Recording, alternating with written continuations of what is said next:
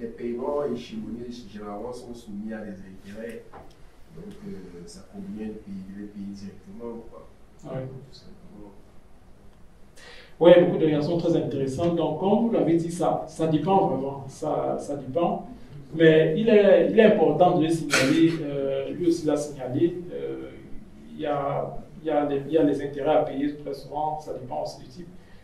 Ça devient très souvent cher. De façon générale, il faut faire attention parce que les paiements échelonnés, très souvent, la marchandise vous revient cher. Quand vous n'avez pas pris la peine de bien calculer. Très souvent, ils vont vous proposer des façons de payer de façon échelonnée.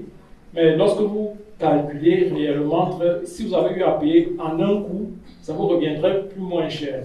De façon générale, sans entrer dans l'investissement à côté ou autre. Donc, là, c'est pour nous le premier aspect, il faut faire attention. Le deuxième aspect aussi, c'est que très souvent, il y a, pour revenir à ce que M. Sop disait, ce qu'on appelle financement à 0% ici, nos soutiens financiers, que je déconseille fortement, même si vous avez de l'argent que vous dites, vous voulez investir à côté et que, parce que pour cela, vous allez faire du 0% et prendre cet argent pour investir. Je vous déconseille fortement cela parce que ce qui se passe, c'est que ces paiements à 0%, de 1, c'est ce que j'ai signalé, généralement la marchandise coûte plus cher. De 2, c'est que vous êtes très souvent enregistré alors à la Choufa, c'est-à-dire que ceux-là, ils vont vous checker à la Choufa. La Choufa, ici, pour ceux qui ne connaissent pas, c'est une institution qui travaille pour plusieurs actionnaires. Donc, l'objectif principal, n'est-ce pas, c'est de protéger les actionnaires. Et les actionnaires, ce sont les banques, ce sont les sociétés commerciales, les sociétés qui offrent des services. Et eux, ils les protègent en leur donnant en quelque sorte des informations concernant vos finances, concernant votre crédibilité. Et vous êtes donc noté là-bas, vous avez un scoring, ça s'appelle scoring là-bas. Et ce qui fait que quand une banque veut vous accorder, vous octroyer un crédit, ils vont donc d'abord aller checker là-bas pour voir quel est le scoring que vous avez. Parce que la banque veut vous faire confiance, ne savent pas qui vous êtes, est-ce qu'ils peuvent vous faire confiance, non, ils vont checker votre scoring.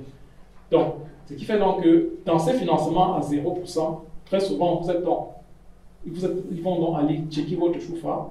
Et le fait qu'ils aient à faire des appels à votre scoring joue sur votre scoring de façon générale. Donc, ça diminue généralement la valeur de ce scoring-là. C'est pourquoi c'est fortement déconseillé cela. Une autre raison également, c'est que ces financements à 0% sont souvent liés à une carte de crédit ou alors à une crise de consommation qui est mis à 0% pour le temps déterminé du remboursement de l'emprunt, du remboursement de la marchandise que vous avez pris par exemple. Et ce qui fait que vous êtes content, et c'est généralement écrit en petit caractère, beaucoup ne se rendent généralement pas compte, c'est généralement caché quelque part dans les ADB, quelque chose de ce genre. Donc c'est lié à cela, et ça fait que vous allez payer, et quand vous avez fini de rembourser, c'est bien, mais vous avez très souvent une carte de crédit qu'ils vont vous envoyer, ou bien peut-être vous l'avez même, mais vous n'utilisez pas, et ils savent que bon, viendra un moment où vous allez avoir besoin d'argent, vous allez vous dire, tiens, j'ai une carte de crédit, pourquoi pas l'utiliser? Ou encore, très souvent, ils vous disent, si vous ne payez pas, ils vont donc devoir utiliser les taux d'intérêt qui sont fixés normalement pour ce crédit de consommation-là et l'appliquer chez vous. Donc, il y a beaucoup de contraintes là-dedans, il faut faire attention. L'idée ici, c'est le message, en fait, c'est de vous dire de faire attention. De un, d'éviter complètement, nous vous déconseillons. Et de deux, quand vous appliquez, il faut faire attention à ce qu'ils appellent les AGB, les lits et voir tout ce qui se cache là-dedans. Ça, c'est important. Ouais. Donc,